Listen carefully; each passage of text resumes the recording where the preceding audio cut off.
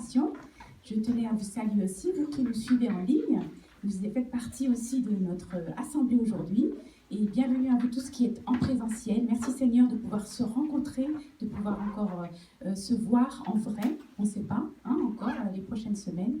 Donc on se réjouit d'être ensemble, de passer ce temps à adorer le Seigneur. Et je vous invite à lire avec moi le psaume 92, versets 2, 3, 5, 6.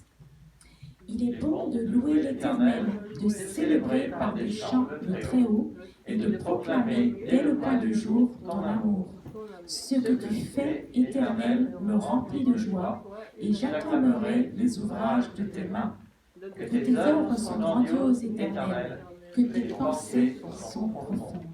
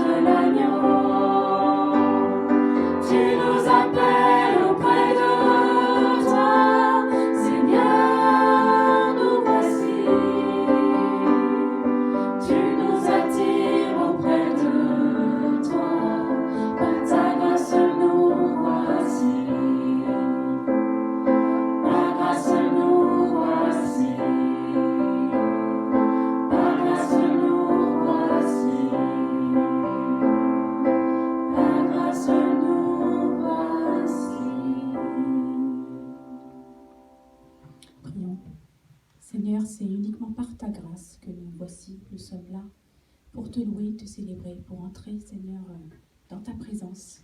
Merci d'avoir tout fait, tout payé pour venir vers nous. Seigneur, merci parce que nous avons accès à toi. Nous pouvons te parler, te louer, t'adorer. Et c'est ce que nous voulons faire aujourd'hui. Te dire merci pour tous tes bienfaits, pour ta protection, pour ta présence. Le fait que tu es un refuge pour nous, tu es notre forteresse. Et nous voulons être sous tes ailes, être abrités par toi, Seigneur. Nous avons besoin de toi. En ces moments troublés, en ces jours de tempête, tempête relationnelle, tempête sanitaire, toutes sortes de tempêtes dans nos vies, Seigneur. Nous venons à toi pour chercher secours et réconfort. Et nous te remercions pour ton amour et pour ta grâce. Amen. Amen. Amen. Psaume 91, 1 et 2, vous lisez avec moi. Celui qui s'abrite tout près du Très-Haut repose en lieu sûr, à l'ombre du Tout-Puissant. Je dis, Éternel, tu es mon refuge et ma forteresse. Oui, tu es mon Dieu en qui j'ai confiance. Couvre-moi.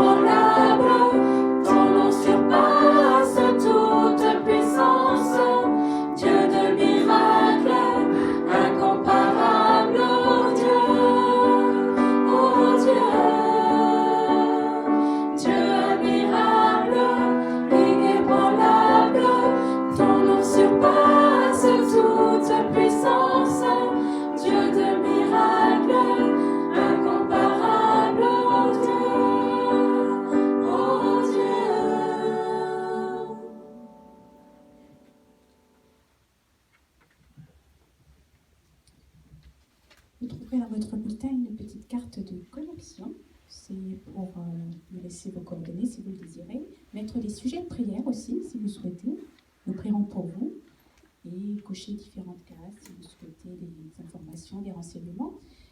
Ceux qui sont en ligne, vous trouvez la même carte sur le site web et vous pouvez très bien la photographier et nous l'envoyer aussi remplie. Nous passons au moment des offrandes. Nous voulons aussi être reconnaissants au Seigneur parce que tout ce que nous avons vient de lui.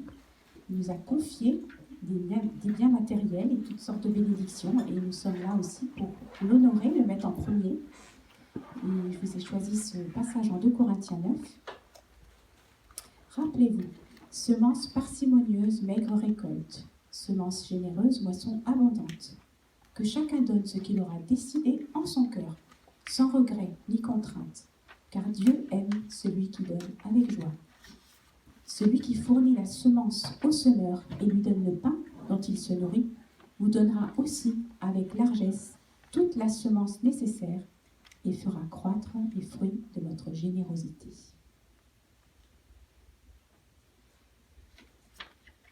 Donc, dans un instant, les paniers vont passer.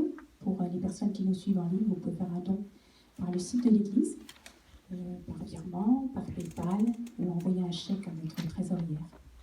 Je vous invite à chanter tous ensemble. Nous apportons dans ta maison un sacrifice d'adoration.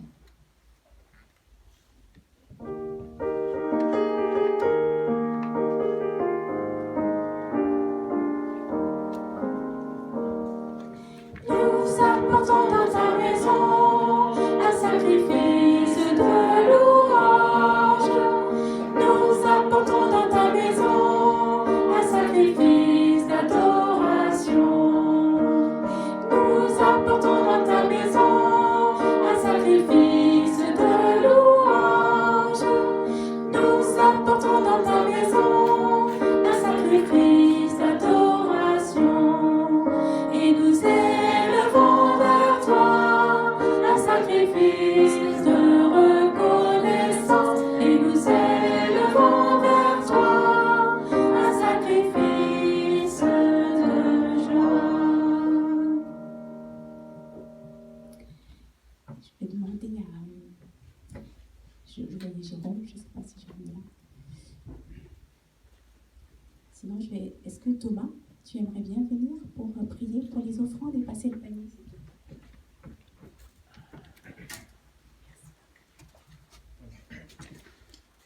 Seigneur notre Dieu, nous voulons te rendre grâce, te bénir de ce que tu as permis que nous soyons encore une fois ici réunis en ton nom, Seigneur, pour t'adorer, te bénir, Seigneur Père. Seigneur, tu nous as bénis tout le long de la semaine, tu as veillé sur nous, tu as pourvu à nos besoins, Seigneur. En reconnaissance, Seigneur, nous voulons apporter dans ta maison, Seigneur, ce que tu nous as donné.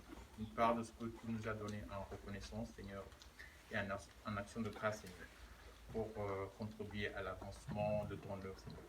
Bénis cet argent, Seigneur Père, et bénis chacun de nous dans le nom de Jésus. Amen. Amen.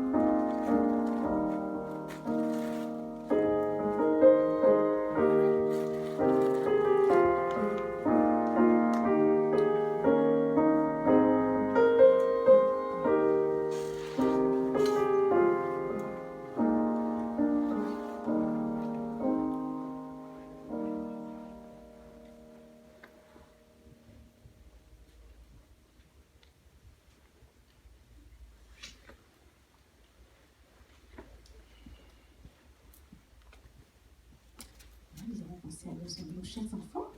Il y en a plusieurs qui sont là aujourd'hui. Et donc, bienvenue à tous nos enfants qui sont là. Et nous allons chanter ensemble « Marche dans la plaine ». Oui, l'Éternel gardera ton départ et ton arrivée, c'est vrai.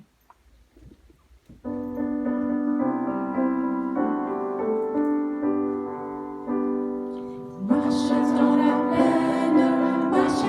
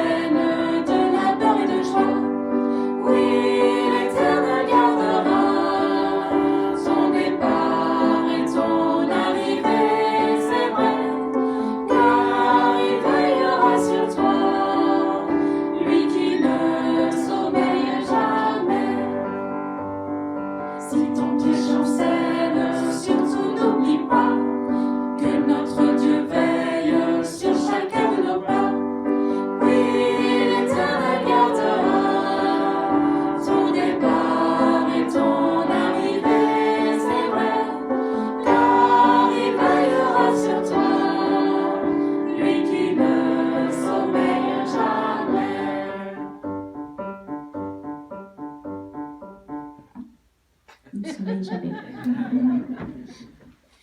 Voilà, donc les enfants, aujourd'hui, nous avons, voilà, je vous présente votre monitrice.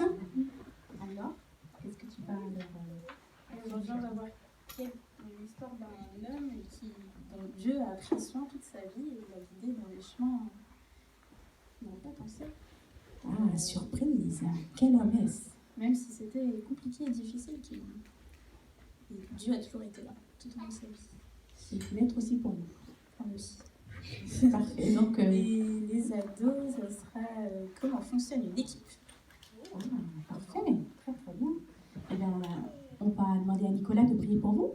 Nicolas, il prie à chaque fois. Peut-être que quelqu'un d'autre peut prier que Nicolas dans cette église. Ok, je vais demander à Jérôme, s'il te plaît. Jérôme, si tu veux bien prier pour nos monitrices et nos groupes, nos enfants, nos ados, que le Seigneur les bénisse, vraiment. Merci Jérôme. Seigneur, Père très saint, merci de nous avoir ici tous ensemble. Merci pour cette église et pour les monitrices des enfants, Seigneur. Tu as dit, laissez venir à moi les petits-enfants, et tu as à cœur d'avoir des enfants dans ton église. Tu as à cœur de les accueillir et de les enseigner. Donc Seigneur, merci d'avoir ces monitrices qui sont là, qui peuvent enseigner ta parole sous forme de jeu, sous forme de comptines, sous forme d'images, Seigneur, sous forme d'activités spirituelles. Et Seigneur, tous ces enfants grandissent dans ta parole, grandissent avec la conscience de ta bonne nouvelle. Donc Seigneur, merci pour tout cela, et je t'ai prié ainsi en ton nom. Amen. Amen. Amen. Donc aujourd'hui, c'est le premier dimanche du mois, nous avons la Sainte Seine. Et donc, juste pour introduire ce moment, nous allons chanter ensemble Rédempteur du monde, et j'invite Eric ensuite à venir.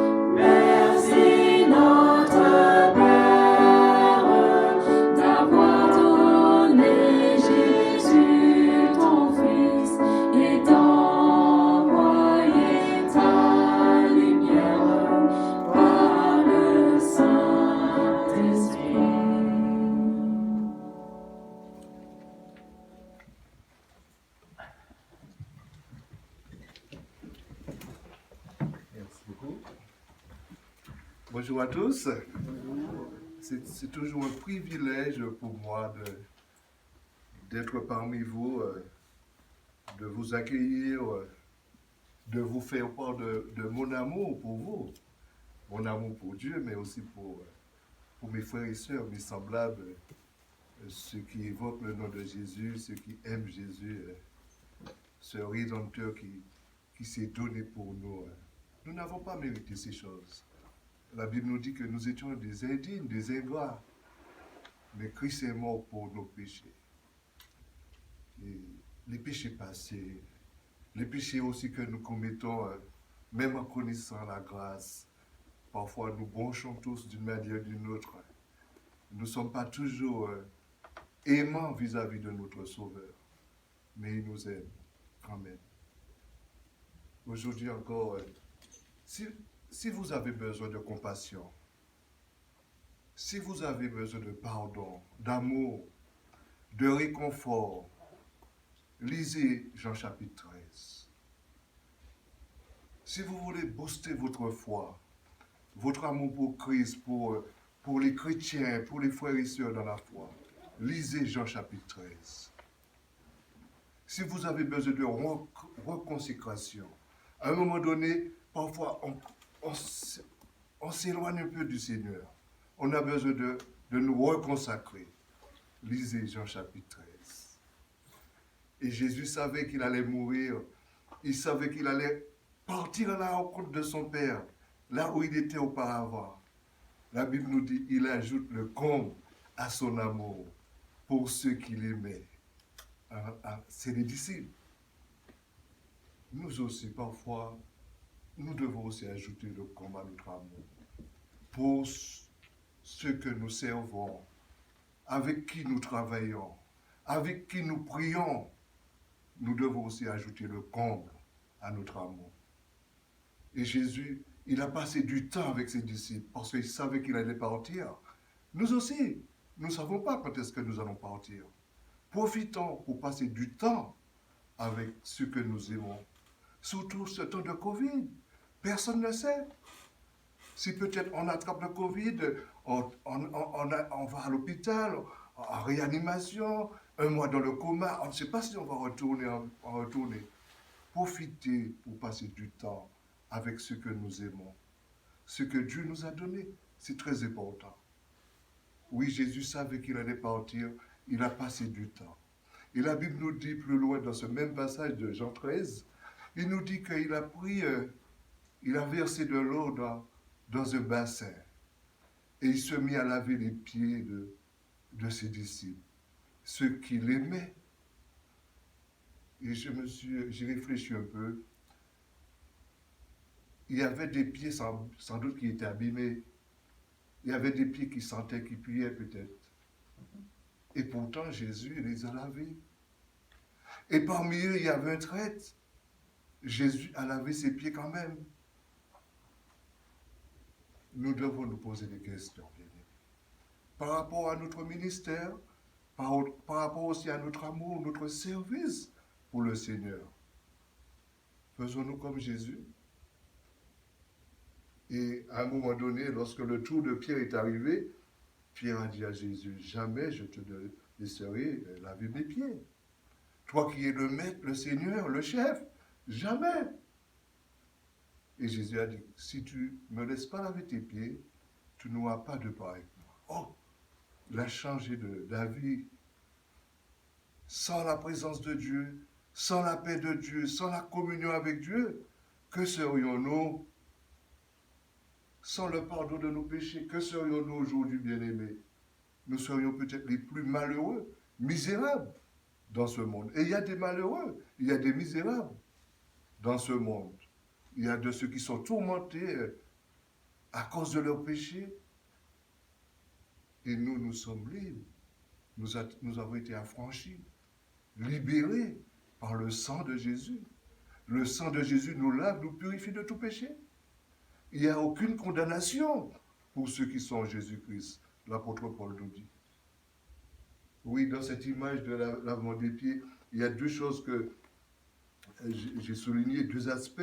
Il y a l'aspect de reconsécration ou la consécration, le fait de se retrouver avec ses disciples, le fait de passer du temps avec ses disciples, en leur lavant les pieds, leur démontrant l'humilité dans le service, l'amour qu'il a pour eux. Et j'ai même pensé, bien-aimé, si l'orgueil ou notre animosité nous empêche de vivre, de servir les autres, nous pouvons aussi demander à Jésus, est-ce que nous sommes plus grands que lui? Parfois, notre animosité ou notre amertume, cela peut nous empêcher de servir. les autres, mais aussi de les aimer. Mais est-ce que nous sommes plus grands que Jésus? Nous ne sommes pas plus grands que Jésus. Parce que Jésus l'a fait. Il s'est abaissé. Il s'est humilié. Parce qu'il nous aimait. Et nous aussi, nous devons aimer nos semblables. Aimer nos semblables. J'appelle Jérôme, il va prier avec nous. Oui. Et puis ensuite, on va passer au moment à la scène. Tu pries, tu te distribuer.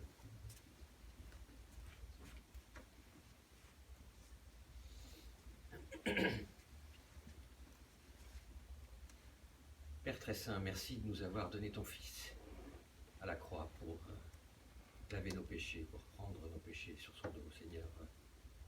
C'est le plus grand, le plus beau cadeau que tu as fait à l'humanité, et Seigneur, nous t'en remercions. Et Seigneur, quel plaisir d'avoir ces éléments à partager, ce pain, ce vin que nous allons partager, en souvenir de toi, Seigneur. Nous savons que tu es là parmi nous, et nous utilisons ces éléments pour nous souvenir de toi au plus profond de ta chair, au plus profond de ton sang. Alors Seigneur, tu nous as laissé ce rituel en cadeau, tu nous as laissé cette cérémonie en cadeau, tu nous as laissé cette communion en cadeau. Et Seigneur, c'est un tellement beau cadeau que tu nous as fait que nous ne méritions pas. Mais Seigneur, nous avons toujours plaisir, de manière régulière, à te louer, à te bénir, à chanter tes louanges. Et Seigneur, nous avons plaisir à communier ensemble, à partager ensemble ce pain et ce vin, qui sont ton corps et ton sang au plus profond de nous. Je t'ai prié ainsi au nom de Jésus-Christ. Amen. Amen. Appelle, tu veux distribuer le vin? C'est bon? C'est possible? Ou sinon je fais? Non, je fais. Vous attendez pour qu'on puisse manger et boire ensemble.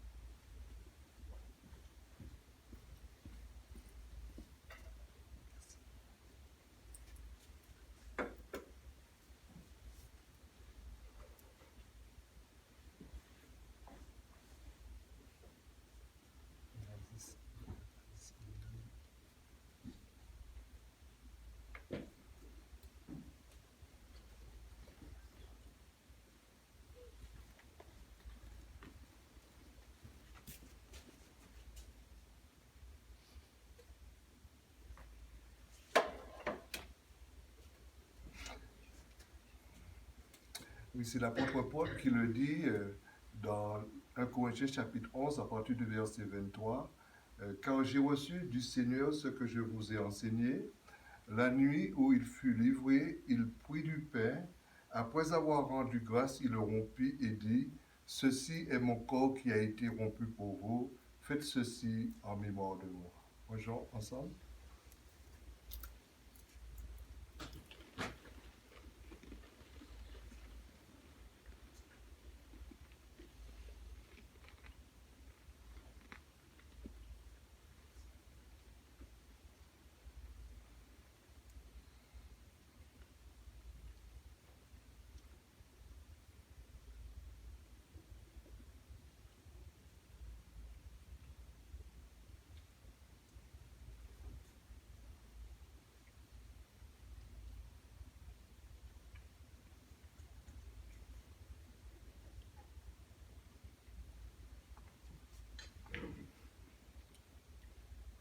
il dit ensuite, après avoir soupé, il prit la coupe et dit, cette coupe est la nouvelle alliance en mon sang. Toutes les fois que vous mangez ce pain et que vous buvez cette coupe, vous annoncez la mort du Seigneur Jésus, mais aussi son retour, car il nous a dit, il revient bientôt. Alors buvons cette coupe en son nom. Amen. Amen. Seigneur, merci encore pour ce privilège que nous avons de communier avec toi, mais aussi de communier avec nos semblables, ceux que nous aimons, ceux que nous chérissons. Ce privilège que nous avons de nous approcher de ta table, chaque fois que nous le faisons, nous pensons, nous réfléchissons, nous voyons tout ce que tu as fait pour nous à la croix. Tu as pris nos péchés, Seigneur. Tu nous as délivrés de la condamnation éternelle. Tu as fait de nous tes enfants. Nous sommes contents de participer à cette table. Nous pensons à toi parce que tu nous as dit, un jour, tu reviendras nous chercher, Jésus, et nous serons avec toi là où tu seras. Quelle joie, quelle espérance. Alors aide-nous encore à continuer à t'aimer, mais aussi à aimer l'Église, nos frères et sœurs, à travailler dans l'humilité, dans l'amour, mais aussi dans la joie, parce que Seigneur, c'est une chose formidable de t'appartenir. Béni sois-tu, loué sois-tu, et bénis encore ton serviteur que tu as choisi pour encore nous nourrir en cet après-midi. Seigneur, donne-nous les paroles qu'il faut et donne-nous aussi un cœur, un esprit bien disposé, Seigneur. Chasse loin de nous tout esprit de sommeil, de préoccupation, tout ce qui pourrait encore nous empêcher d'entendre ta parole. Tu as toujours quelque chose à nous dire parce que tu es bon, tu nous aimes, tu es merveilleux, Seigneur. Alors parle à travers ton serviteur. Bénis-nous, bénis ce moment. Dans le nom de Jésus. Amen. Une nouvelle église, bonjour. Je ne sais pas si vous avez vu le verset sur le bulletin. Un verset qu'il est bon d'apprendre par cœur, que le Seigneur nous a laissé donc dans cette dernière nuit avant d'être livré. Qu'est-ce que Jésus a dit dans ce verset ?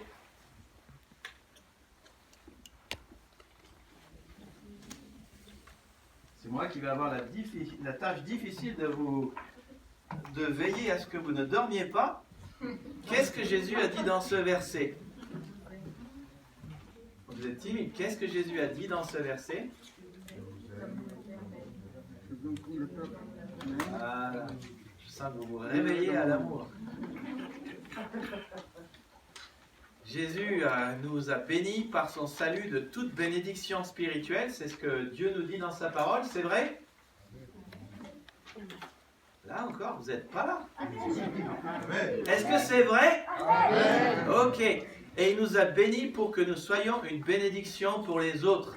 Alors prenez juste 3 minutes, allez saluer 2 personnes que vous ne connaissez pas et dites, mon ami, mon frère, ma soeur, que le Seigneur te bénisse. Bonjour.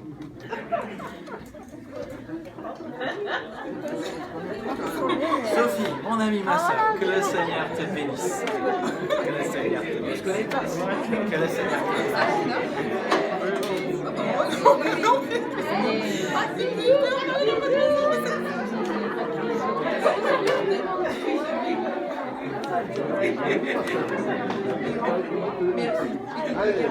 Merci,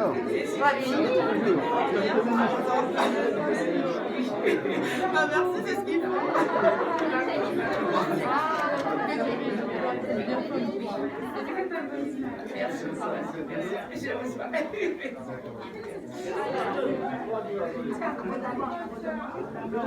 Ah, Sophie, le retour, bon retour. Merci.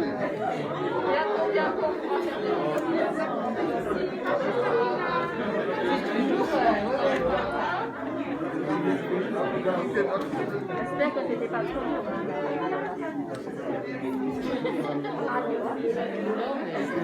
Ça se fait. Ça se fait. Bon, là, ça va, il fait pas trop froid.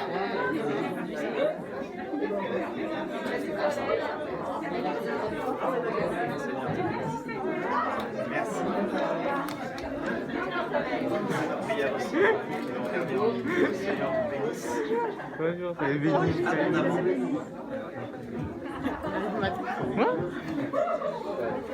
Sois béni.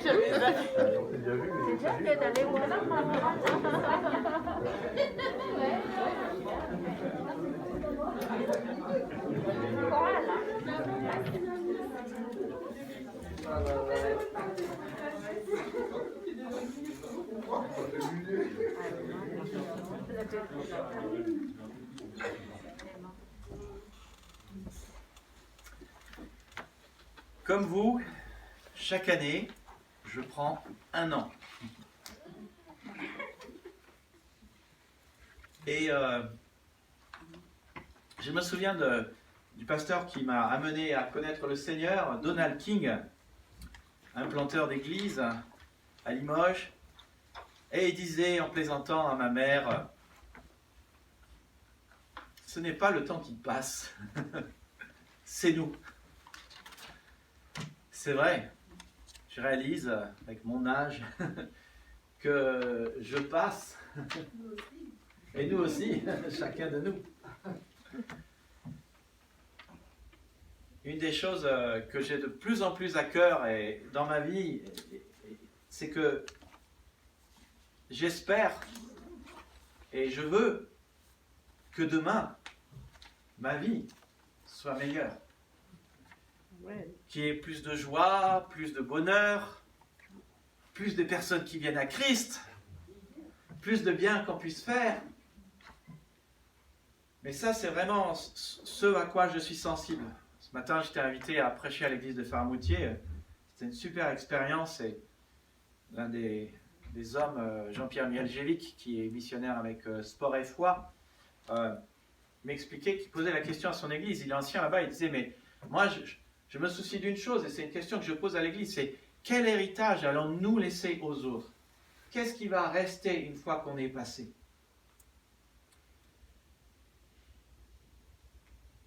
Moi, j'aimerais moins de conflits, plus de paix, plus de bonheur, moins de mal-être, plus de bien-être, moins de malédiction et plus de bénédiction. Que demain soit meilleur qu'aujourd'hui.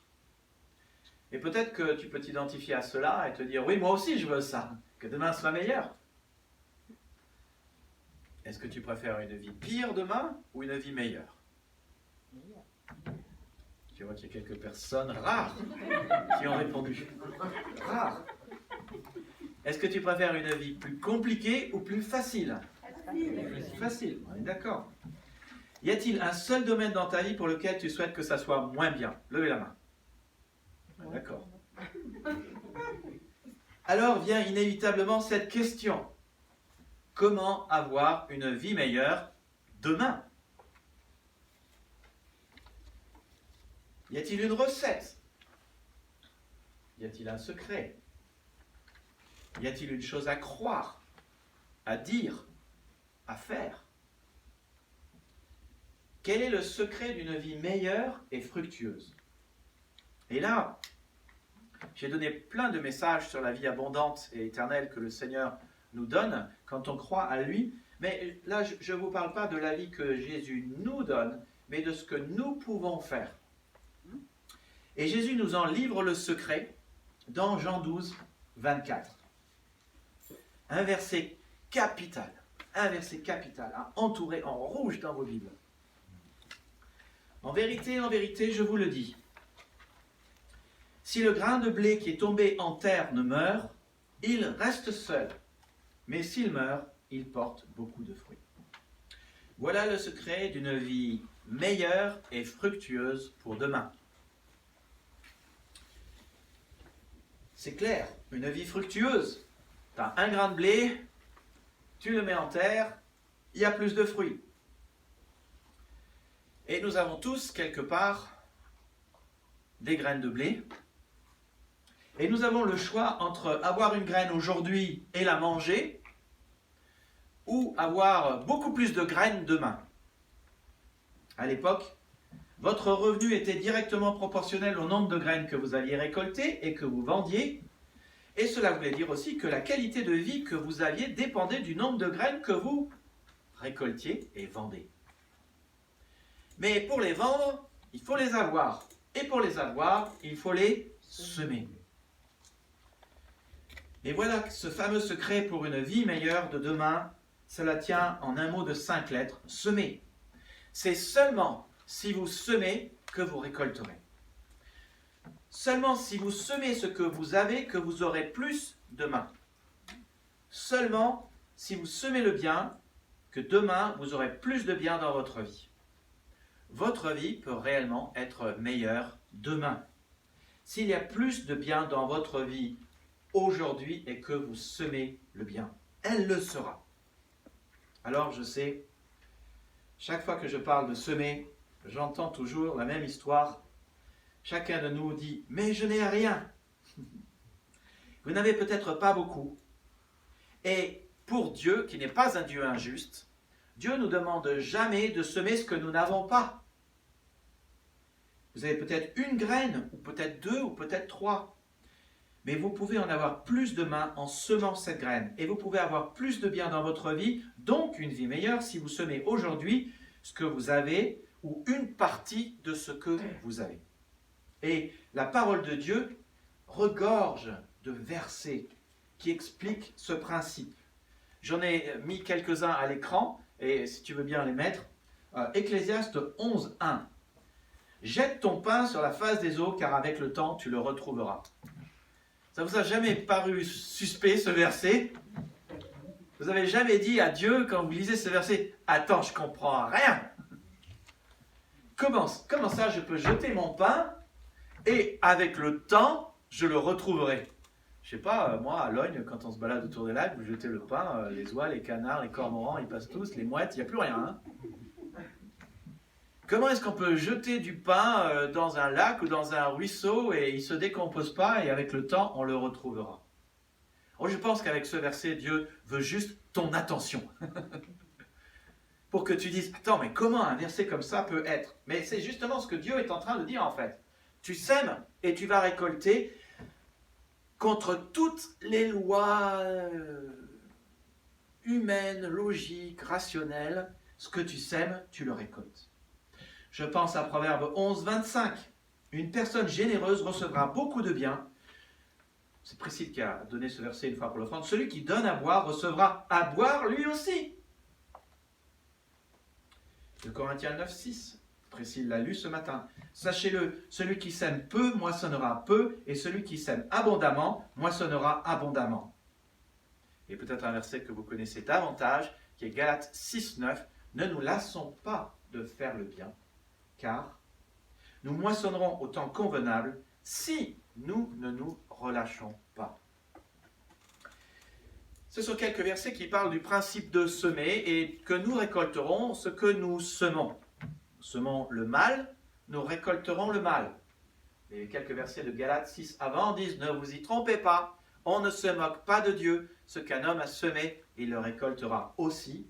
Donc, ne nous lassons pas de faire le bien, car nous moissonnerons au temps convenable, si nous ne nous relâchons pas. » Il y a ces versets qui parlent de ces principes-là, mais il y a quantité de récits qui nous prouvent que c'est vrai. Alors aujourd'hui, plutôt que de faire, comme j'ai souvent l'habitude, un message super doctrinal, mathématique, philosophique, j'aimerais voir avec vous un certain nombre de textes, ça sera un peu plus dans le narratif, et je les ai organisés pour illustrer 5 manières différentes de semer dans votre vie. Et c'est assez simple. Vous semez dans toutes les directions. Vous semez pour Dieu, vous semez pour votre famille, vous semez pour votre église, vous semez vis-à-vis des croyants et vous semez vis-à-vis des incroyants, votre prochain. 5 directions dans lesquelles vous devriez semer pour recevoir plus tard une récolte de bénédiction. Alors d'abord, parlons de semer pour Dieu. C'est important, avant de comprendre le principe de semer et de récolter, c'est important de comprendre que celui qui a établi ce principe et qui regarde et qui voit toutes choses et qui fait en sorte que ce que vous semez se multiplie, c'est Dieu. C'est le maître de la moisson. Il est au-dessus de toutes choses. Une personne qui a semé pour Dieu, c'est une histoire qu'on a déjà lue ensemble, c'est la veuve de Sarepta. 1 Roi chapitre 7, chapitre 17, versets 8 à 16, et vous avez le texte qui va s'afficher à l'écran, mais que vous avez aussi dans votre bulletin. Le Seigneur adressa la parole à Élie.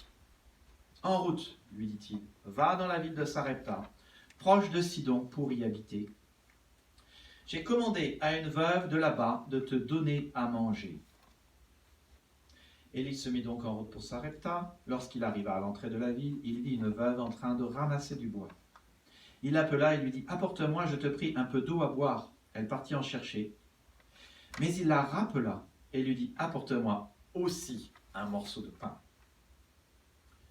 Par le Seigneur vivant, ton Dieu, je te jure que je n'ai pas de pain. Répondit-elle. Il ne me reste qu'une poignée de farine dans un bol et un peu d'huile dans un pot. Je suis venu ramasser quelques bouts de bois. Je vais aller préparer ce qui nous reste pour mon fils et pour moi. Et quand nous l'aurons mangé, nous n'aurons plus qu'à mourir. N'aie pas peur, lui dit Élie. Va et fais comme tu l'as dit. Seulement, tu me prépareras d'abord une petite galette de pain que tu m'apporteras. Ensuite, tu en feras une pour toi et pour ton fils. En effet, voici ce que déclare le Seigneur, le Dieu d'Israël. La farine ne manquera pas dans le bol, l'huile ne manquera pas dans le pot, jusqu'à ce que le Seigneur fasse tomber la pluie sur la terre.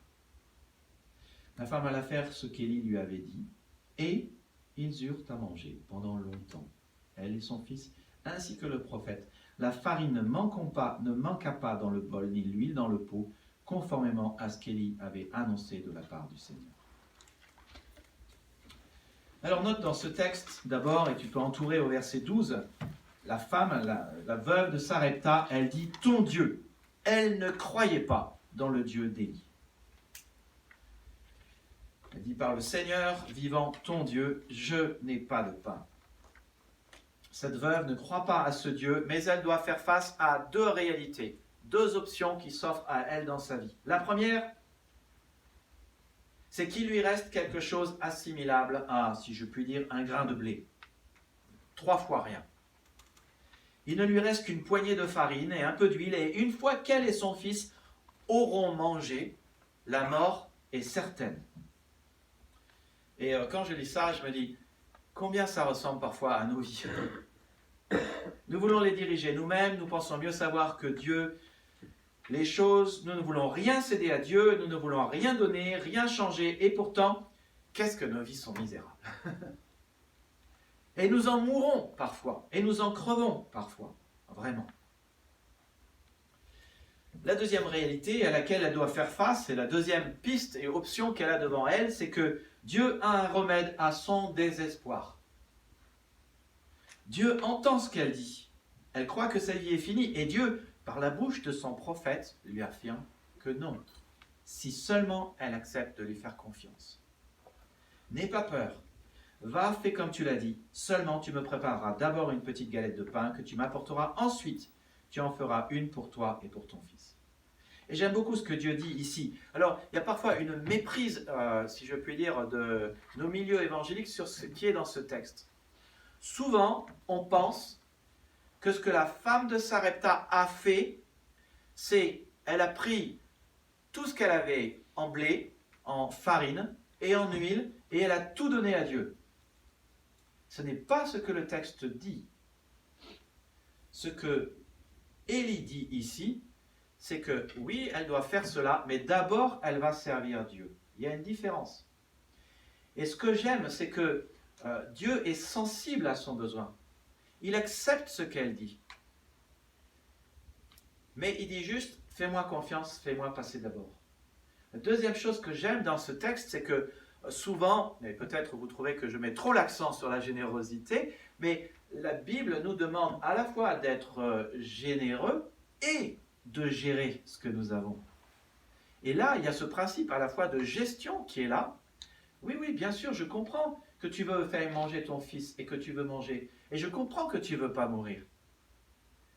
Dieu prend en compte, si je peux dire, ces paramètres. Mais il dit simplement, mets-moi d'abord en premier et je pourvoirai à la suite. Et c'est ce qui se passe ici. Et donc on voit dans ce texte, bon, elle n'a pas semé des graines de blé dans la terre, mais elle a honoré Dieu en faisant quand même ce que Dieu lui demande de faire. Et ça, c'est un acte de foi. Le juste vivra par la foi. Sans la foi, il est impossible de plaire à Dieu. Celui qui croit en Dieu doit croire que Dieu existe et qu'il est le rémunérateur de ceux qui le cherchent. C'est exactement ce qui se passe ici. Et la Bible nous rappelle, dans Colossiens 3, 24, 25, que ce qui compte toujours, c'est de se souvenir qu'on fait les choses pour le Seigneur. C'est ça qui compte. Faire les choses pour le Seigneur. Tout ce que vous faites, faites-le de toute votre âme, de bon cœur, comme pour le Seigneur, et non pour les hommes. Sachant que vous recevrez du Seigneur l'héritage comme récompense. Servez Christ le Seigneur. C'est quasiment un verset qui nous parle aussi de semer et récolter. Donc c'est vrai, si nous semons avec Dieu, si nous faisons ce qu'il dit, si nous lui faisons confiance, il s'occupe de pourvoir à nos besoins. Si nous semons, le maître de la moisson fait pousser les graines et nous apporte ce dont nous avons besoin. Deuxième chose, semons pour nos familles. Alors là, il y a plein de textes qui nous parlent de la vie familiale, deux textes différents qui nous disent que le bien qu'on sème, le bien qu'on fait pour sa famille, on le récolte. Et on en est le premier bénéficiaire. Et je pense à l'exemple de la femme de valeur, où ça dépend des traductions et des Bibles, parfois les gens disent la femme sage de Proverbe 31. Alors là, il est question de la femme idéale, la femme parfaite, la femme que tous les hommes voudraient épouser. Mais elle bosse beaucoup, hein, la femme de Proverbe 31. Elle bosse beaucoup. Mais j'aime bien lire ce texte parce qu'on voit sans cesse que, en fait, elle travaille, mais il y a beaucoup de récoltes, il y a beaucoup de résultats, il y a beaucoup de bénéfices. Le verset 12 dit « Elle lui fait du bien et non du mal tous les jours de sa vie. » Le verset suivant parle des bénéfices qu'elle récolte. Elle est comme un navire marchand. Vous savez combien il y a de biens dans un navire marchand? Il est plein de navires de biens. Il est plein de biens, le navire marchand. Elle amène son pain de loin. Elle donne la nourriture à sa maison. Beaucoup de travail, beaucoup de récolte. Du fruit de son travail, elle plante une vigne. Et là, on voit encore, elle ressème. Elle ne craint pas la neige pour sa maison. Elle fait des chemises et les vend. Elle livre des ceintures aux marchands. Elle est revêtue de force et de dignité. Elle se rit de l'avenir. Elle ne mange pas le pain de paresse et ses fils se lèvent et la disent heureuse. Son mari se lève et lui donne des louanges. Voilà le fruit de la récolte qui revient à elle, la récolte de son travail. Et c'est un texte qui nous parle de ce que quand nous semons le bien dans notre famille, le bien revient à vous. En parole, en substance, en récolte, en bien matériel, mais pas que en bien matériel, avec des gens qui vous aiment. Et donc, du coup, vous avez réellement plus de bien dans votre vie et votre vie est meilleure.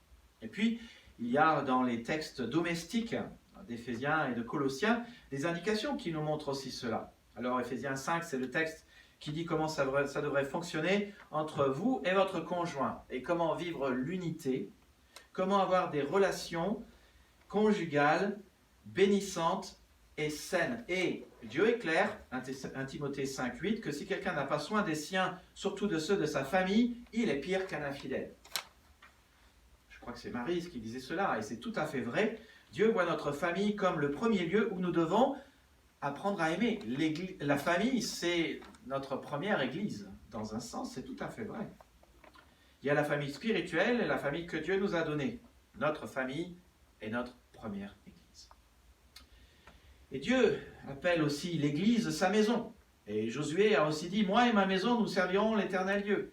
Notre famille, c'est une église. Notre église est une famille. L'église est la maison de Dieu. Et notre maison, c'est aussi l'église du Seigneur. Et puis il est dit, Ephésiens 5, 29, les maris doivent aimer leurs femmes comme leur propre corps.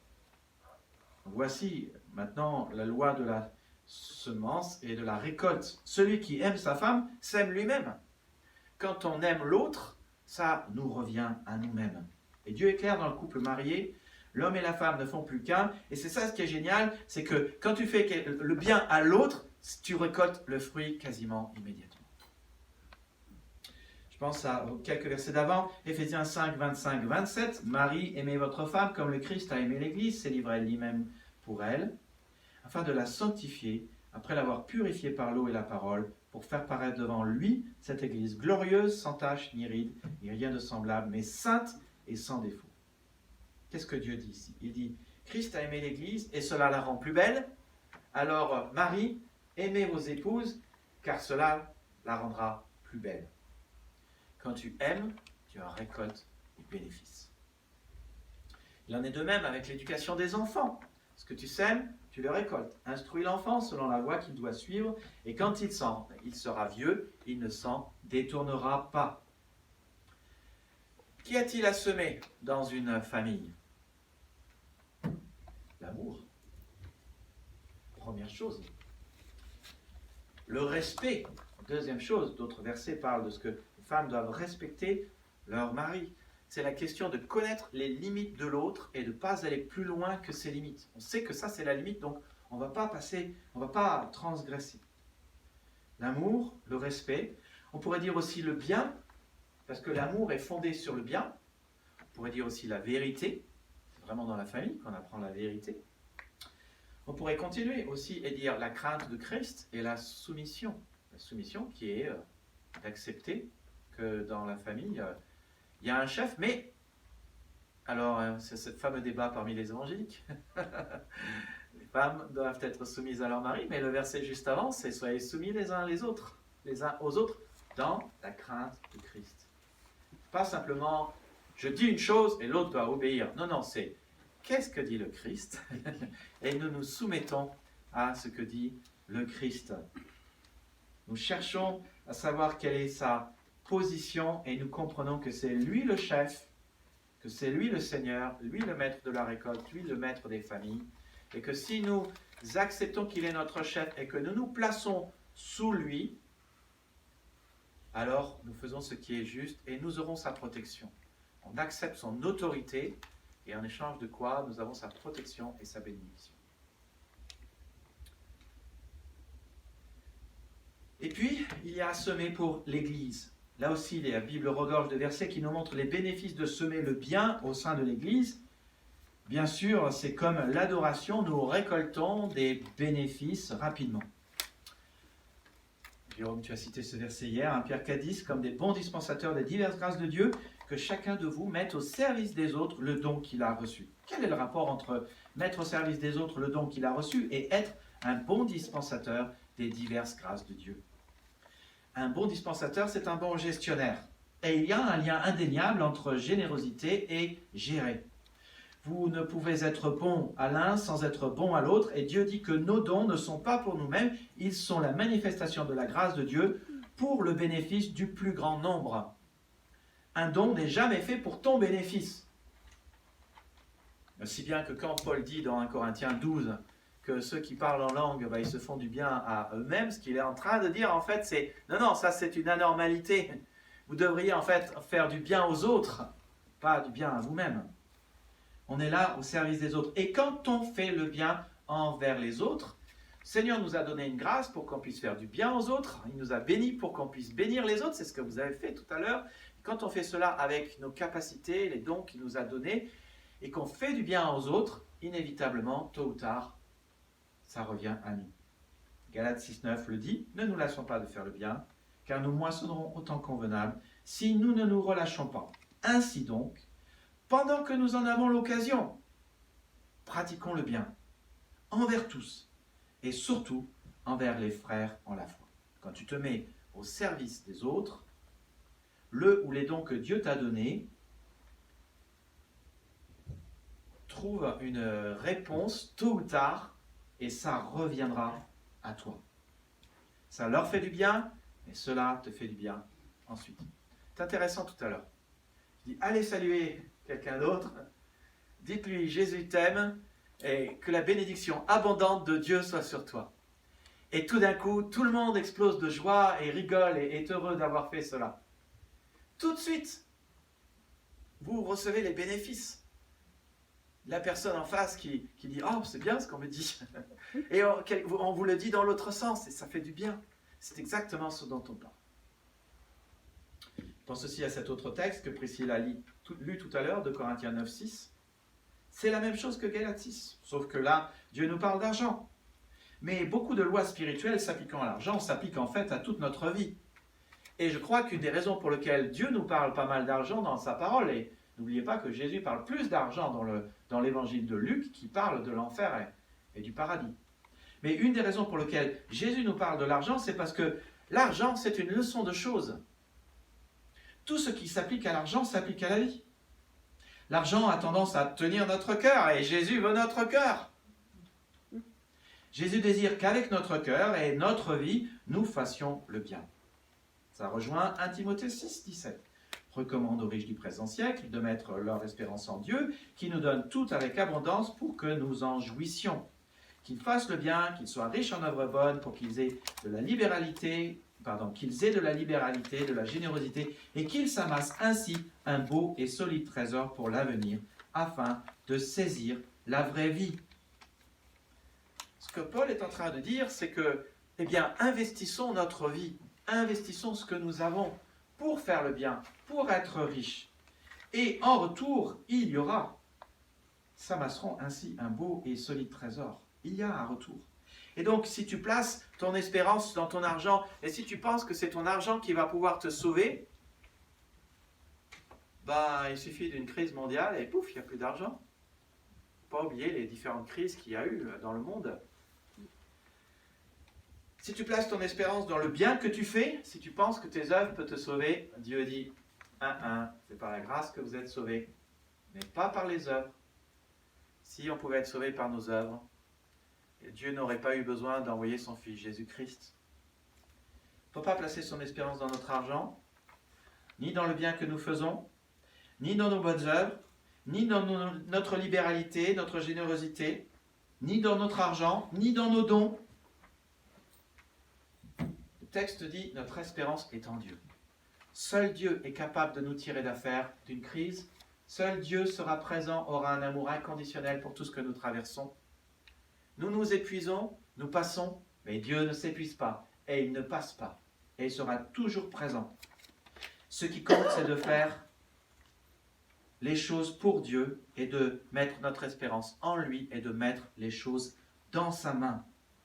Et si tu places ces choses ailleurs que dans sa main, ce qui se passera, c'est qu'en fait, sans doute, tu les verras disparaître. Tu n'as aucune garantie que cela va fructifier. Et en fait, tu vas même perdre pas mal de choses. Mais lui te fait la promesse que si tu fais les choses dans ta vie et que tu les poses dans ses mains, lui, il va en prendre soin. Et ça, c'est une règle de base dans la Bible que ce qu'on confie dans le Seigneur, il le protège, il le garde, il le fait fructifier, il le guérit, il le restaure, il le bénit. Et ça, c'est une invitation pour chacun de vous, chacun de nous. Quand ça va mal, à des moments, que nous puissions apporter simplement notre cœur dans les mains de notre Seigneur.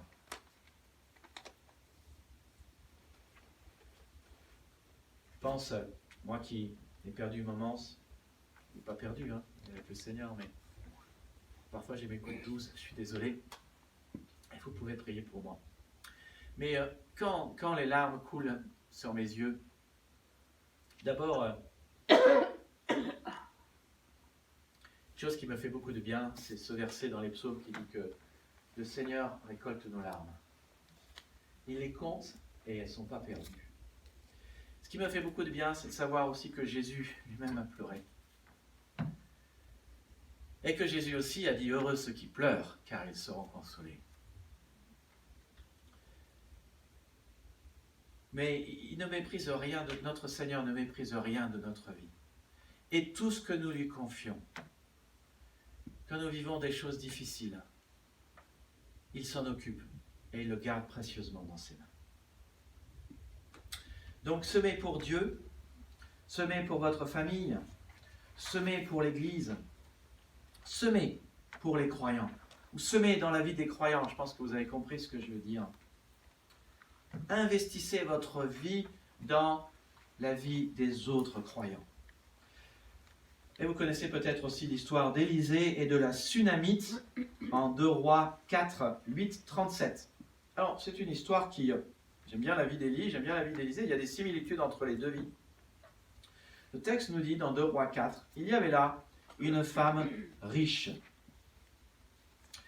qui avait insisté pour qu'Élisée, il vienne prendre un repas chez elle.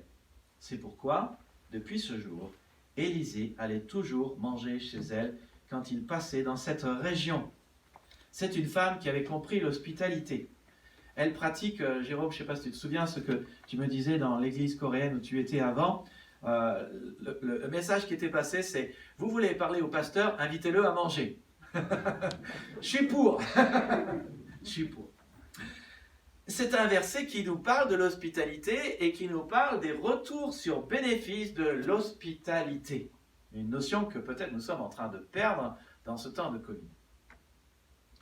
La question, c'est qu'est-ce que tu gagnes quand tu invites quelqu'un à manger? Eh oui, faire manger, ça coûte. Ouvrir sa maison, ça coûte. Avoir des gens à table dans ces temps de risque de Covid, ça peut coûter. Qu'est-ce que ça rapporte d'avoir quelqu'un à manger chez soi?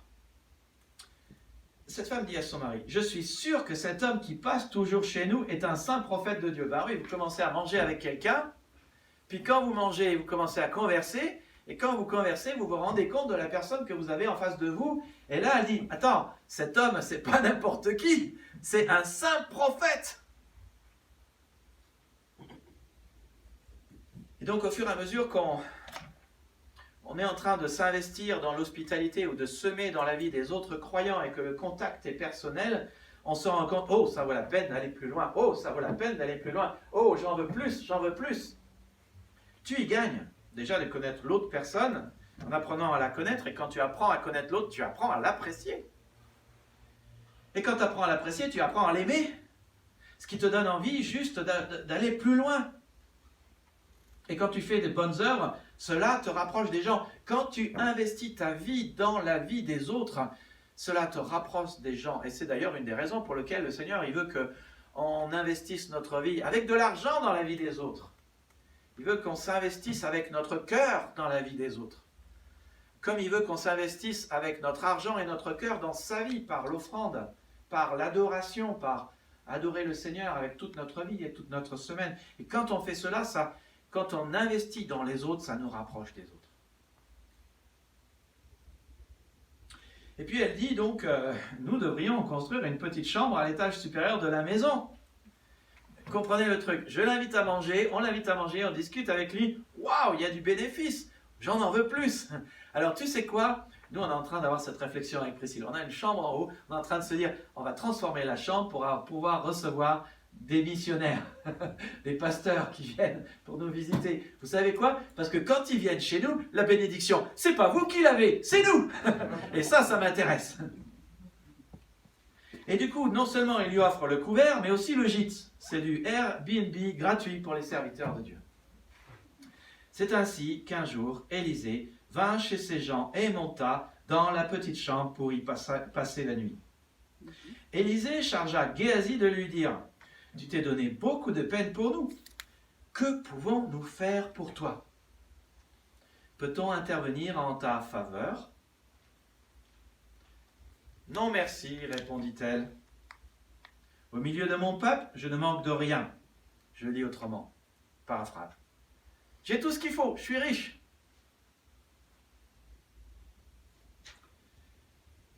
Élisée dit alors à Géasi, « Que faire pour elle? » « Eh bien, répondit Géasi, elle n'a pas de fils. Et son mari est âgé. » Français courant. La ménopause, c'est derrière. Et le mec, il est juste trop vieux, tu comprends? Rappelle-la donc. Élisée lui déclara, « L'an prochain, à la même époque, tu tiendras un fils dans tes bras. » Mais elle s'écria, « C'est impossible! Toi qui es prophète de Dieu, ne me dis pas un mensonge. » Pourquoi? Parce que le prophète dit toujours la vérité. Et si vous voulez savoir si quelqu'un est un vrai prophète, ce qu'il dit s'accomplit. S'il a dit un truc, ça ne s'accomplit pas, c'est que ce n'est pas un vrai prophète. Cependant, verset 17, cette femme devint enceinte. Voilà le retour sur investissement. Grâce de Dieu, pure grâce, pure surprise, imprévue, mais belle grâce. Et cela arriva. Et nous tous qui avons été parents, nous savons combien c'est une bénédiction d'avoir des enfants. Bon, il faut se lever la nuit, c'est pas toujours simple. C'est vrai qu'il y a du labeur, mais c'est une grande joie. Et puis nous lisons, verset 18, l'enfant grandit. Un jour, il alla trouver son père qui travaillait avec les moissonneurs et il s'écria, « Papa, oh ma tête, j'ai mal à la tête !» Le père dit à un serviteur, « Porte-le vite à sa mère. » Et le texte nous dit que vers midi, il mourut. La Sunamite alla voir Élisée. Lorsqu'Élisée parvint à la maison, l'enfant mort était toujours étendu sur le lit. Élisée entra dans la chambre, ferma la porte derrière lui et se mit à prier le Seigneur. L'enfant éternua 7 fois et ouvrit les yeux. Aussitôt Élisée appela Géasi et lui dit, « Va chercher la mère de l'enfant. » Élisée lui dit, « Viens reprendre ton fils. » Elle s'avança, se jeta aux pieds du prophète et s'inclina jusqu'à terre. Puis elle prit son fils et s'en alla. Voilà une seconde grâce pure, imprévue, une seconde bonne surprise. Et je ne suis pas en train de dire que si tu reçois un serviteur de Dieu à la maison pour manger, tu vas devenir enceinte, hein, systématiquement. Mais je suis juste en train de dire qu'elle a exercé l'hospitalité librement, gratuitement, envers Élisée, son serviteur Géasi. Elle leur a offert à manger, puis à dormir, et elle a offert de l'hospitalité sans calculer, sans vouloir un retour. Mais il y a eu un retour. Tu sèmes envers les croyants, tu sèmes de manière générale et il y a un retour. Beaucoup de bénéfices, satisfaction de sa vie, un fils. Bon, avec quelques émotions au passage. Ce qui me montre l'importance de l'hospitalité. Hébreux 13, 2. Vous avez la raison pour laquelle il faut que nous refassions la chambre chez nous. Ne négligez pas de pratiquer l'hospitalité, car certains, en l'exerçant, ont accueilli des anges sans le savoir. Et les anges sont des messagers de Dieu, et quand Dieu parle, sa parole est souvent une parole de grâce. Et je peux vous dire que le nombre de fois que nous avons eu des gens à la maison pour un repas, avant le repas on se disait « Ouf, c'est un peu de travail hein, quand même. Hein. » Mais après le repas on se disait « Heureusement qu'on l'a invité. » Quelle joie, quelle joie. Et combien de fois on a invité des gens à la maison et après qu'ils soient partis, on a juste eu l'impression d'avoir été visité par des anges. Vraiment, textuellement. C'est comme s'ils avaient parlé de la part de Dieu et qu'ils nous avaient apporté d'innombrables bénédictions qui ont répondu à nos besoins et que nous avions besoin d'entendre. Ben, et le pasteur et sa femme, ils ont aussi besoin parfois d'être bénis. Comme chacun de nous. Et puis le dernier point, c'est semer pour votre prochain, ou semer dans la vie de votre prochain. Là aussi, vous trouverez plein d'histoires encourageantes dans la parole de Dieu, et je pense à 3 d'entre elles, ce n'est pas les seules. Peut-être que cela vous encouragera à lire ces passages.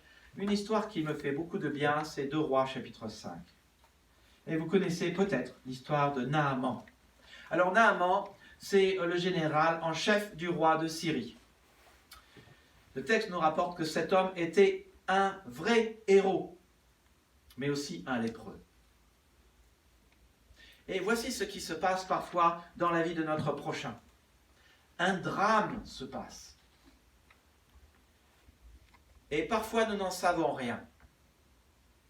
Mais peut-être que Dieu nous a mis dans la présence de cette personne pour la connaître, pour savoir qu'un drame se passe.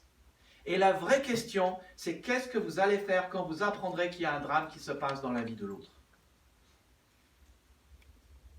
Et là, il y a une petite fille croyante, pas chrétienne, parce que les chrétiens sont les croyants du Nouveau Testament, mais croyante dans Yéva, dans le Dieu qui est, une fillette qui a été prise comme esclave, qui sert la femme de Naaman et sa maîtresse.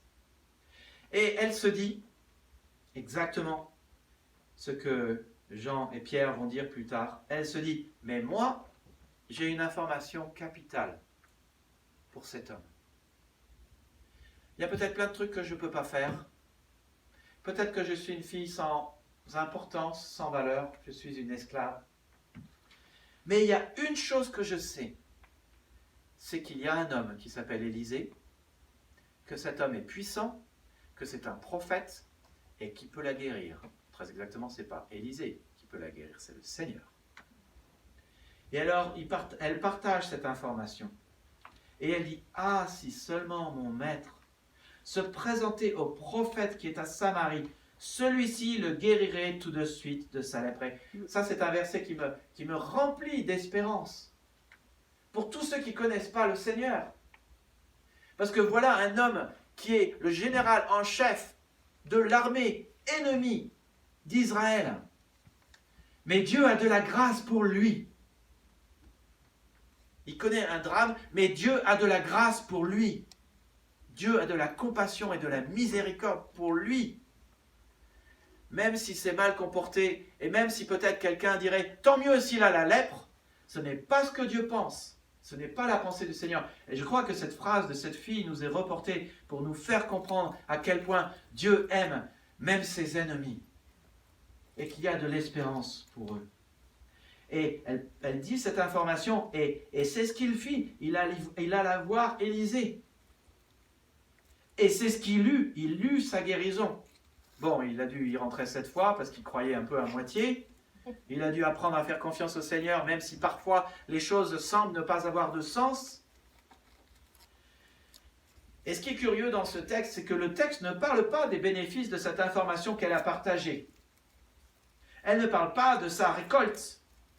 Mais je peux imaginer que quand Naaman est rentré à la maison et que la petite fille a vu Naaman guéri, je ne sais pas ce qu'elle a dit, mais je peux m'imaginer que là, elle était dans un grand bonheur et une grande joie, parce qu'il y a plus de bonheur à donner qu'à recevoir. Et la leçon que je tire de ce texte, c'est que, on va reparler et continuer de reparler sur semer et récolter dans ma prochaine prédication, mais une des leçons que je retiens de ce texte, c'est que d'abord, parfois on doit semer, on n'a pas du résultat tout de suite. Comprends, quand tu sèmes un grain de blé, ça ne pousse pas tout de suite. Il y a des saisons, et il faut que les saisons passent par-dessus avant que ça pousse. Et c'est ça le truc. Il y a toujours de la joie quand on donne, toujours de la joie quand on donne. Mais la clé, c'est de comprendre aussi qu'on fait cela pour Dieu, on fait cela pour la personne, parce qu'on l'aime. C'est lui qui décide ce qu'on recevra en retour. Ça, c'est une des lois à comprendre. C'est lui qui décide ce qu'on recevra en retour. Tôt ou tard, il y aura des bénéfices en retour. Ça, c'est sûr. Il y en a déjà rien que quand on donne. Une des dernières clés, c'est que si vous avez dans vos mains le remède au mal de l'autre personne et que cela ne vous coûte rien de partager, pourquoi en priver l'autre personne? Et je pense à Pierre et Jean dans Acte 3 qui voient un paralytique mendiant et qui le voient là et ils sont exactement dans la même posture et ils regardent cet homme et ils disent « Je n'ai ni or ni argent, mais ce que j'ai, je te le donne. Au nom de Jésus-Christ de Nazareth, lève-toi et marche. » Et là, je ne suis pas sûr qu'on a tous cette capacité de dire « Pof, t'es guéri » et que ça marche à tous les coups. Vous savez, il y a des miracles qui étaient exprès pour le moment du développement de l'Église, au début, pour la lancer. Ce que je vois dans l'attitude de Pierre et de Jean, c'est qu'ils ont cette personne en face d'eux et ils se posent juste une seule question. Et si chacun de nous se posait cette même question quand on a quelqu'un en face, je crois que ça aiderait énormément. La question est la suivante. C'est dans quel état est l'autre personne et qu'est-ce que moi j'ai qui peut changer cet état? C'est aussi simple que ça. Où est l'autre et qu'est-ce que moi j'ai qui peut changer cet état? Dieu ne nous demande pas de donner ce qu'on n'a pas. Mais il y a des choses que nous avons qui font une différence majeure. C'est la même idée qui a animé Jésus. Qu'est-ce que les gens qui sont en face de lui n'ont pas et ont besoin, et qu'est-ce qu'eux ont? Il y avait là 5000 hommes, sans doute 20 000 personnes en face de lui, avec femmes et enfants. La foule a écouté Jésus une bonne partie de la journée, si pas toute la journée. C'est jeûne et prière sans le savoir. Et le soir, les disciples dirent à Jésus, écoute, il va falloir que tu renvoies ces gens pour qu'ils aillent dans les fermes et les villages des environs acheter de quoi manger. Et Jésus est dans cet état d'esprit. Si vous avez le remède, pourquoi les renvoyer? Et il dit, donnez-leur vous-même à manger. Marc 6, 36. C'est exactement ce qu'ils firent. Ils ont donné ce qu'ils avaient. Un pain de poisson. Il y a 2 multiplications des pains. Dans celle-là de Marc 6, un pain de poisson. Et nous lisons que chacun mangea à sa faim. Marc 6, 42. Et, Marc 6, 44, les disciples emportèrent les morceaux de pain et de poisson qui restaient, de quoi remplir 12 corbeilles. Ceux qui avaient mangé les pains étaient au nombre de 5000 hommes. Alors au final, quels ont été les bénéfices? Les probables 20 000 personnes ont toutes mangé à leur faim. Les disciples et Jésus ont eu la joie de contribuer à leur repas. Il y a plus de bonheur à donner qu'à recevoir. Au début, il y avait 2 pains et 5 poissons, et à la fin, il y avait 12 corbeilles. Question. Est-ce que ça vaut la peine de donner aux autres ce que nous avons? Quand il y a un besoin. Carrément. Amen. J'aime bien, ça c'est... Carrément, c'est la paraphrase des temps modernes de Amen.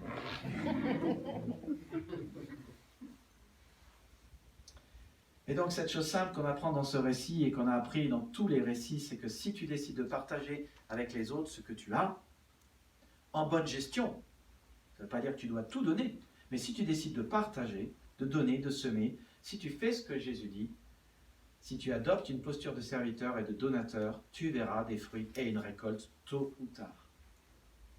Et c'est Dieu qui décide de la récolte, c'est Dieu qui décide du moment de la récolte. Jésus a dit cette chose, je vous le dis en vérité, il n'est personne qui, ayant quitté à cause de moi et à cause de la bonne nouvelle sa maison, ses frères, ses sœurs, sa mère, son père, ses enfants, ses terres, ne reçoive au centuple présentement dans ce siècle-ci des maisons, des frères, des sœurs, des mères, des enfants et des terres avec des persécutions, et dans le siècle à venir, la vie éternelle. Jésus a dit, carrément, tu sèmes 1, tu récoltes combien? 100. Vous connaissez un seul placement financier, quand vous mettez 1, vous récoltez 100. Oui, il s'appelle Jésus. C'est dit ici, il s'appelle Jésus. Et juste pour dire, et je suis reconnaissant pour ce que le Seigneur est en train de faire parmi nous. J'ai partagé cela à l'Assemblée Générale hier. Vraiment, une des choses que je souhaite vous mener à faire cela dans votre vie cette année. Que vous puissiez avoir un projet de bonne œuvre personnel dans votre vie et un projet de bonne œuvre avec votre groupe des maisons, pour que aussi nous puissions avoir un projet de bonne œuvre avec notre Église. Ça a commencé par nos enfants qui parfois passent à la maison et partagent avec nous, c'est Jean qui a partagé cela avec nous, qu'il a des amis qui sont étudiants, qui ont perdu leur job, ils sont tout seuls à la maison, ne peuvent pas forcément rentrer chez eux, doivent payer les factures, les parents ont décidé qu'après 18 ans, ils paieraient 0. Donc, tout le monde n'est pas dans ce cas, c'est un cas extrême. Et ils sont là à avoir des cours 5 jours sur 5 à la maison, dans leur studio, avec des enfants et des jeunes qui se suicident. Et il y en a eu. Et nous sommes là, nous allons dans la rue pour réconforter les gens au nom de Jésus, par amour pour notre prochain. John y va, Lydie y va, Eric y va, Joël y va, nous y sommes allés. Et nous avons des jeunes qui disent qu'ils n'arrivent pas à manger. Et je me suis tourné vers Priscille il y a 15 jours, dit on va laisser passer ça. Et nous vous avons dit, alors, on y va, on essaye, on va essayer de faire cela. Et vous savez quoi? Ça a été un projet, moi je vous félicite, vous vous êtes mobilisés rapidement, du jour au lendemain, comme avec la chorale, et vous avez dit, on sera là pour le Seigneur, et on le fait au nom de Jésus. Et ce qui est incroyable, c'est que non seulement la nourriture a afflué, mais les dons ont afflué, et nous avons même des non-chrétiens, et une femme musulmane qui a amené des choses. Vous savez quoi? Parce que tout le monde est prêt. Alors nous avons fait cela et il y a eu beaucoup de nourriture et personne n'est venu. Ah bon? La première fois, samedi dernier, il y a 8 jours, personne n'est venu. On avait mis 250 invitations dans les boîtes aux lettres. Et samedi, il y a 8 jours, je me suis dit, on y remet des invitations. Et on en a mis à peu près 500. Et hier, 8 étudiants sont venus. Et vous savez quoi? Pourquoi on le fait? Au nom de Jésus, et on s'en fiche du résultat. Mais alors, qu'est-ce qu'on est heureux de le faire? Ah oui. Non, ah ouais, carrément. Franchement, et qu'est-ce qu'on est heureux d'aller leur parler? Et qu'est-ce qu'on est heureux d'aller parler aux gens dans la rue? Hein, Lydie? Amen? Franchement, c'est tellement super. C'est ça ce que le Seigneur Jésus nous dit quand il dit « Ah, vous êtes la lumière du monde. Et une lumière n'est pas faite pour être mise sous la table, mais sur l'étagère, bien en haut, pour éclairer. Alors que votre lumière luise, afin que les hommes glorifient votre Père pour vos bonnes œuvres. » C'est ça ce qu'on est en train de faire. Et je ne sais pas où on va. Je n'ai aucune idée. Et finalement, même si je ne sais pas où on va, on s'en fiche parce que ce qui compte, c'est qu'on fait la volonté du Seigneur. Et quelle joie de pouvoir faire cela. Donc Galates 6,9. Ne nous lassons pas de faire le bien, car nous moissonnerons au temps convenable, si nous ne nous relâchons pas. On fait ça au nom de Jésus, il y a plus de bonheur à donner qu'à recevoir, on ne sait pas quelle sera la récolte. Il y a déjà des gens qui posent la question, vous êtes une église ? Ouais, alors dans la législation 1905, non mais on est censé faire que du cultuel, mais pas ces choses-là, et vous savez quoi ? On s'en fiche. Ce qui compte, c'est de faire la volonté du Seigneur. En vérité, je vous le dis, a dit Jésus, si le grain de blé qui est tombé en terre meurt, il reste seul. Mais s'il meurt, il porte beaucoup de fruits. Si tu donnes ce que tu as, une portion de ce que tu as, c'est semé et cela va pousser. Dieu s'en occupe. Au final, c'est lui le maître de la moisson. Tu sèmes le bien, tu auras plus de bien dans ta vie demain. Et c'est ce que Jésus-Christ a fait de sa vie. Pour moi, il est vraiment l'exemple suprême. Lorsque Jésus parle de ce grain de blé, en fait, pour bien interpréter un texte, il faut toujours voir le contexte. Juste avant, il parle de lui, et juste après, il parle de lui. C'est ce que Jésus-Christ a fait de sa vie. Celui qui aime sa vie la perdra. Celui qui hait sa vie dans ce monde la conservera pour la vie éternelle. Et c'est ce à quoi Jésus t'invite. Ce à quoi il t'invite, c'est que tu vives pour lui, grâce à sa vie qu'il a semée pour nous et qui est morte et qui a germé et est revenue à la vie par la résurrection. Il y a eu plein de graines. Ces graines, c'est toi.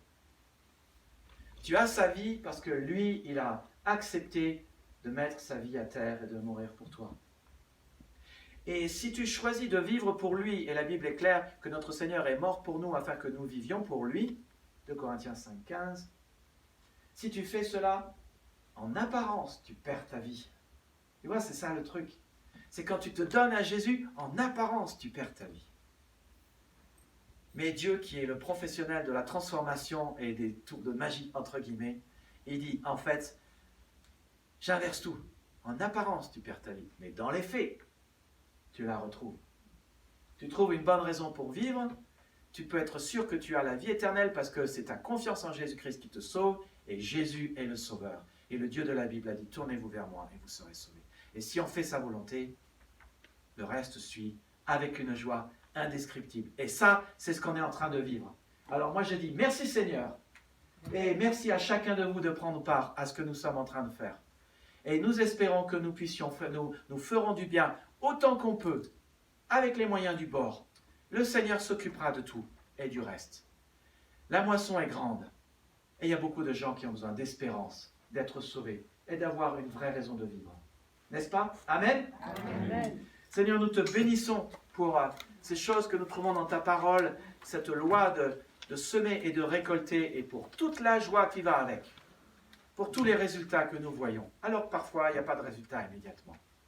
Mais Seigneur, il y a déjà tellement de joie à donner, tellement de joie à faire du bien, tellement de joie à bénir. Seigneur, tu as vu tout à l'heure, chacun de nous, on est allé dire à quelqu'un d'autre que le Seigneur te bénisse abondamment, et ça nous fait tellement de joie de bénir. Et c'est si vrai, Seigneur, et si bon. Et Seigneur, nous te louons de ce que tu es l'expert en transformation. Tu changes la mort en vie.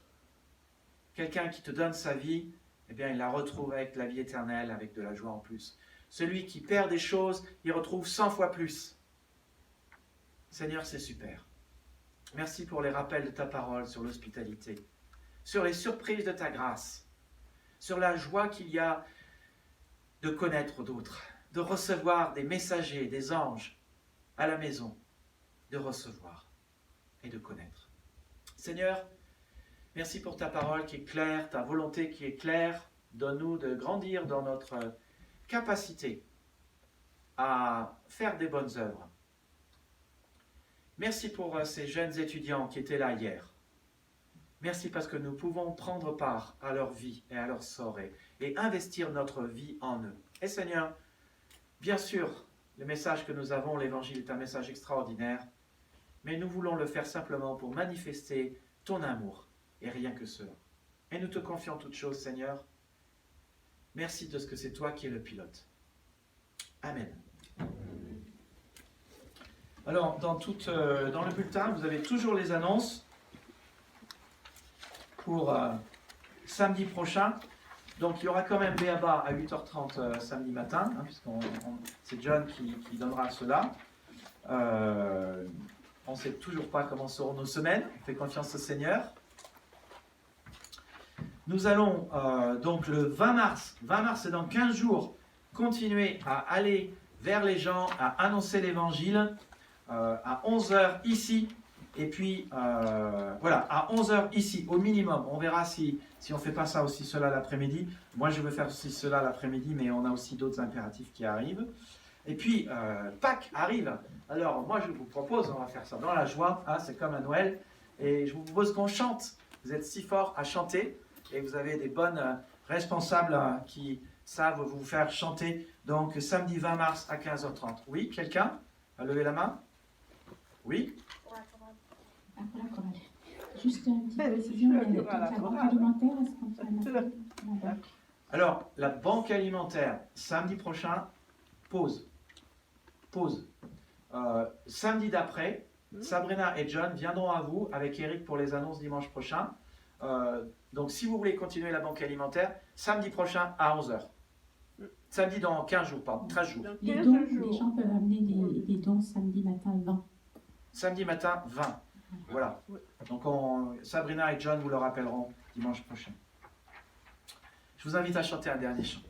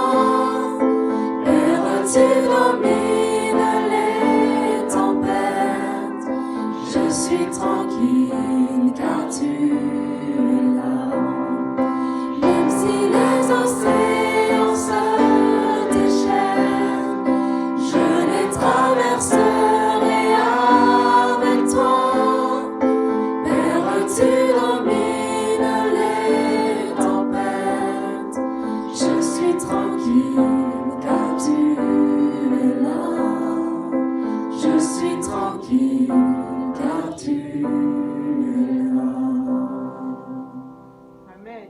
Amen. Arriba.